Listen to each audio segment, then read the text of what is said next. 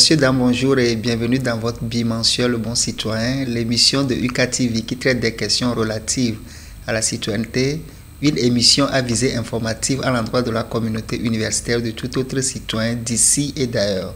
Pour l'émission de ce jour, nous parlerons des défis auxquels font face les étudiants dans leur parcours. Et nous avons le plaisir d'avoir sur le plateau de UCATV M. Moumouni Robert. Bonjour, cher invité. Bonjour à vous. Comment vous vous portez? Je vais très bien. Alors, merci d'avoir accepté notre invitation. C'est moi qui vous remercie. Alors, je précise que M. Moumouni Robert, il est étudiant au département d'études anglophones. Il est l'ancien délégué général de la faculté des lettres et sciences humaines. Il est également formateur en anglais d'expression orale au centre TRTID Solutions.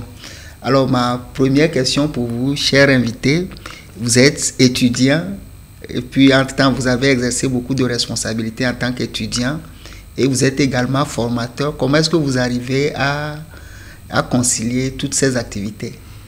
Ok, d'accord. Merci beaucoup pour la question. Je pense que toutes ces responsabilités, autant pour moi, demandent beaucoup d'organisation.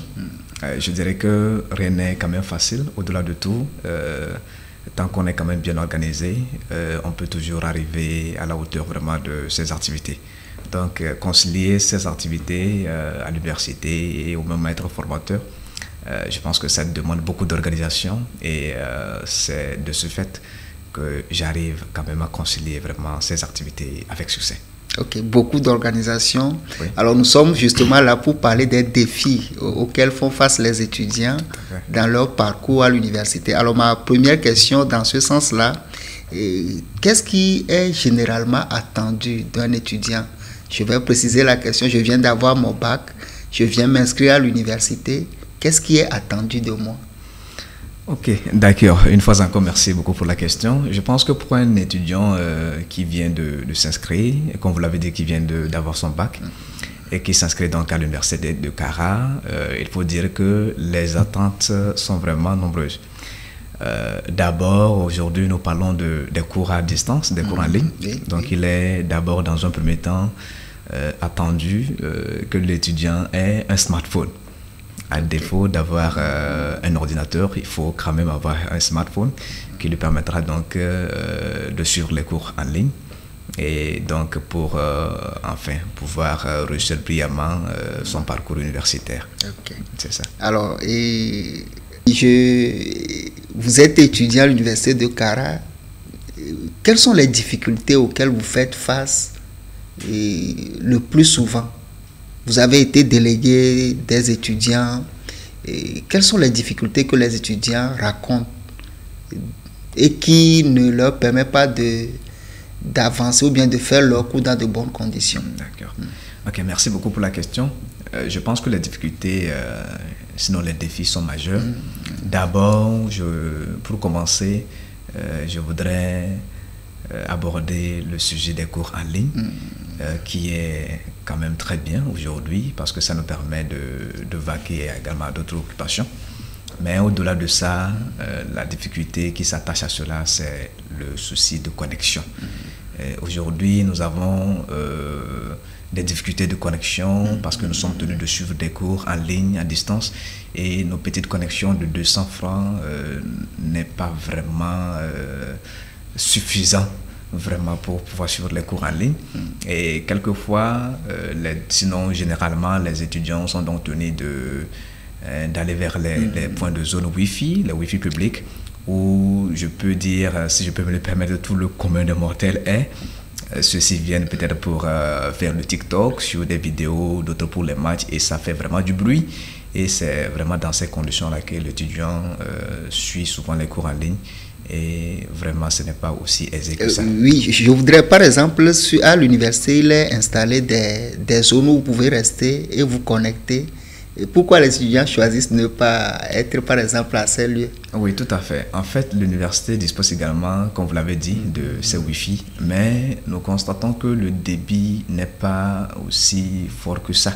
Okay. Et les étudiants, lorsqu'ils s'attroupent sous un point de Wi-Fi, vraiment la connexion est très faible. et ça ne permet pas à l'étudiant d'être vraiment en activité, ça ne permet pas d'interagir avec le professeur, peut-être que les messages ne viennent pas à temps et il n'est pas vraiment dans la mesure de bien participer au cours. Alors l'autre difficulté également sera donc relative donc au ticket de bus. Nous avons des étudiants qui, lorsqu'ils sont programmés pour les cours en présentiel, doivent nécessairement emprunter les bus pour venir vraiment suivre les cours. Précédemment, avant l'avènement de la Covid, le ticket de bus était à 50 francs. Mais bon, avec l'avènement, nous sommes passés de 50 francs à 150 francs. Et pour un aller-retour, il faut vraiment avoir au moins 300 francs pour prendre le ticket de bus. Bon, on se dit que c'est pas peut-être trop, mais quand même pour nous les étudiants, vraiment c'est un peu beaucoup quand même, et ça ne nous permet pas quand même de vraiment suivre les cours également lorsque ces derniers sont programmés en présentiel. Alors l'autre difficulté également est également relative au retard de la sortie des tranches. C'est une aide et nous sommes vraiment très reconnaissants vraiment pour cette aide-là qui nous permet quand même de garder la tête haute, parce que ce n'est pas aussi facile. On n'ose pas imaginer la vie estudiantine vraiment sans cette aide-là. Mais je parle de retard parce que si je me réfère aux 2 années antécédentes, on constate que les tranches arrivent souvent à un moment où vraiment l'étudiant, s'il devrait succomber, aurait déjà pratiquement vers la fin de l'année.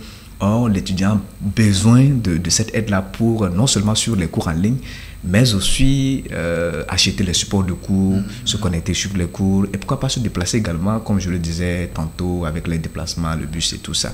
Voilà, donc nous voyons que vraiment le fait que ça ne vient pas aussi vite à des moments où l'étudiant est le plus dans le besoin, où il a aussi besoin d'argent pour payer le loyer, le maisonner, peut-être qu'il le menace par ici, par là, tout ça qui le déstabilise. Donc je pense que tout ça là entre un peu dans les difficultés que nous rencontrons au quotidien. Alors en dehors de cela, nous avons également cette difficulté-là relative un peu à certains enseignants. Il faut quand même dire qu'à l'Université de Kara, nos enseignants sont à féliciter parce qu'ils donnent vraiment le meilleur d'eux-mêmes. Mais au-delà de ça, nous voyons que certains enseignants sont un peu durs, si je peux le dire, un peu rigoureux aussi, un peu trop, si vous permettez, envers les étudiants. Par exemple, certains enseignants, pour une mauvaise conduite d'un étudiant, décident de suspendre soit le cours, soit de considérer le cours qu'on fait, ou peut-être décident carrément de partir. Et tout ça pénalise vraiment aussi les étudiants. Et on ne va pas quand même dire que pour un seul individu, on va pénaliser plus de 800 étudiants. C'est vraiment aussi pénible. Alors, en dehors de cela, également, nous avons une difficulté également qui est un peu relative à la programmation des examens. Il y a des étudiants qui auraient fait le témoignage ou qui se seraient plaints, comme quoi il y a certains examens sur certaines unités d'enseignement qui sont programmés à peine les cours terminés. Par exemple, il y a un cours peut-être qui soit terminé juste avant-hier et juste demain ou aujourd'hui, on programme un examen, l'étudiant n'a pas vraiment le temps de réviser, et tout ça, ça constitue également des difficultés vraiment auxquelles l'étudiant fait face. Donc, bon, je ne vais pas... Etc. Il y a tellement de difficultés. Alors, maintenant... Vous êtes des étudiants, vous êtes en difficulté. Est-ce que vous avez l'impression que vous êtes compris par vos enseignants ou par l'autorité universitaire? Oui, je dirais que oui, nous supposons que nos enseignants, les autorités nous comprennent à la perfection. Parce qu'ils sont aussi après tout été étudiants, ils ont tous été étudiants, ils sont tous passés par là, donc nous supposons quand même qu'ils nous comprennent, sauf que nous n'espérons que l'action, que nos doléances et les difficultés vraiment auxquelles nous faisons face vraiment soient vues, et qu'il y ait vraiment de l'action pour que enfin nous soyons vraiment rassurés qu'ils nous comprennent véritablement. Ok, je crois que même en tant que délégué, ancien délégué, vous avez eu à discuter de ces difficultés, puis il y a eu des débuts de solutions pour certains. Tout à fait, il y a eu des débuts de solutions. Et alors, nous sommes là non seulement pour relever les difficultés, mais également pour parler des solutions. Et malgré ces difficultés, on voit que certains étudiants arrivent à s'en sortir aisément. Est-ce que vous, en discutant avec certains, ils vous ont donné des réponses sur la manière dont ils arrivent à s'en sortir? Bon, ok.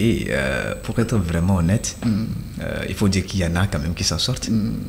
Mais la question est à quel prix ces derniers s'en sortent et quelle est la nature vraiment de ces résultats et aussi est-ce que la nature de ces résultats est également à la hauteur ou au rendez-vous des attentes.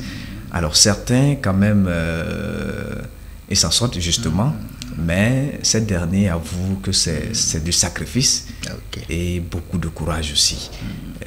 Tout à l'heure j'ai parlé de Wi-Fi qui sauve bon nombre d'étudiants, mais la réalité aussi est que la majeure partie de ceux-là qui s'en sortent ont généralement soit une possibilité de connexion qu'ils ont à leur possession ou peut-être un peu de moyens parce qu'on ne parle pas seulement de cours en ligne qui soit peut-être l'unique difficulté pour un étudiant. Mais au-delà de ça, des étudiants également ont à leur possession peut-être des Wi-Fi qui sont dans leur maison, par exemple, et tout ça. Bon, les conditions ne sont pas forcément les mêmes et ces derniers s'en sortent quand même. Mais il faut dire que, en résumé, c'est beaucoup de sacrifices, c'est beaucoup de courage pour ces derniers. Beaucoup de sacrifices, surtout qu'il n'y a pas de réussite dans la vie sans sacrifice. Tout à fait. Ah, j'espère que vous, les étudiants, vous le savez quand même. Oui, nous le savons très bien. Ok. Oui, je pense quand même que c'est un sacrifice. Oui. En tant qu'étudiant, parce que là, moi, je vois en vous un étudiant très dynamique sur le campus, mais également en dehors, là, vous êtes formateur dans un centre. Oui. Ça veut dire que, voilà, si vos camarades vous écoutent aujourd'hui, pour peut-être vous leur parler de votre engagement à s'en sortir, quel conseil vous leur donneriez? Alors, parlant d'engagement, si je peux leur dire un mot, c'est que il n'y a vraiment pas quand même de résultats sans sacrifice, comme vous l'avez dit. Au-delà quand même des difficultés, on se doit quand même de faire avec souvent. C'est une question d'adaptation aussi. Et l'anglais parlera du extra work, et un peu plus que le sacrifice. Et il faut aussi beaucoup de détermination dans tout ce que nous faisons. Et je pense qu'il n'y a que ça qui pourra véritablement nous aider ou nous permettre également de s'en sortir en dépit des difficultés. Alors, si vous aviez une baguette magique en ce moment précis, qu'est-ce que vous changeriez dans la vie des étudiants? Ok, tout à l'heure, si je disposais vraiment d'une baguette magique, comme vous le dites, connaissant déjà un peu les difficultés que traversent les étudiants sur le plan conditions de vie, finances, tout ça, je dirais que les tranches qu'attendent tous les étudiants, je ferai quand même en sorte que déjà, pourquoi pas d'ici la fin de ce mois déjà, et que déjà les premières tranches commencent par sortir. Et hormis cela, je parlerai aussi un peu des duplicata de diplômes. Et nous savons que c'est difficile, c'est vraiment difficile pour un étudiant qui déjà après l'obtention de sa licence déploie déjà un peu d'argent pour obtenir une copie, une attestation, mais il est également tenu de tenter également des concours et à la suite également desquels le diplôme ne lui est pas retourné. Alors lorsque l'étudiant revient peut-être à la DAS pour demander une copie, tout à l'heure là il faut encore débourser encore des frais pour pouvoir les obtenir. Donc je dirais que tout à l'heure si j'avais vraiment cette baguette magique, je ferais en sorte que dorénavant les duplicata de diplôme soient gratuits. Alors parlant en dehors de ça également, je dirais que comment l'appelle-t-on? Ok, ça va revenir peut-être parce que vous avez tellement d'attentes vis-à-vis des autorités universitaires. Alors, nous rappelons que le but, ce n'est pas d'exposer qui que ce soit, mais d'attirer l'attention sur les difficultés que les étudiants ont, mais également sur la capacité qu'ils ont en eux, par leur esprit de sacrifice, s'ils ont conscience de ce qu'ils sont venus chercher à l'université, ils peuvent s'en sortir très aisément. Alors tout à l'heure, je parlais on parlait de baguette magique, mais je parlerai aussi des tickets de bus également. Je souhaiterais vraiment que ça diminue. Ça soit au moins, que ça revienne un peu à la baisse. D'accord. Tout à fait. D'accord. Alors, merci beaucoup. Alors, est-ce que vous avez un mot de fin à l'endroit de vos camarades étudiants qui nous suivent actuellement? Ok, d'accord. À tous mes camarades étudiants, je dirais que rien n'est quand même facile. Et au-delà des difficultés, il faut toujours du sacrifice. Il n'y a que ça. Et aussi de l'adaptation. Et on le dit souvent, lorsque la lièvre change de course, il faut également adapter sa lance en fonction également de la course de cette dernière. Donc c'est une question d'adaptation, beaucoup de courage surtout, beaucoup de détermination. Et ce n'est pas parce que c'est difficile ou ce n'est pas parce que toutes les conditions ne sont pas telles que nous aurions souhaité que nous allons baisser les bras. On va continuer toujours dans le courage, également dans le sacrifice. Et d'ici peu, ou d'ici là, j'espère également que les autorités trouveront vraiment ou se diront quelque chose par rapport à toutes nos inquiétudes. Courage, détermination, adaptation. Tout en espérant que les conditions évoluent. Alors, chers téléspectateurs, nous sommes très heureux d'avoir eu à notre compagnie M. Moumouni Robert. Je rappelle qu'il est étudiant au département d'études anglophones. Il est l'ancien délégué de la faculté des lettres et sciences humaines. Et ça a été un plaisir de vous avoir eu à notre compagnie. Nous espérons vous avoir dans d'autres émissions. Merci beaucoup. Et nous remercions également les téléspectateurs d'avoir été avec nous. Nous nous retrouvons dans 2 semaines pour une nouvelle émission. Bye bye. Merci.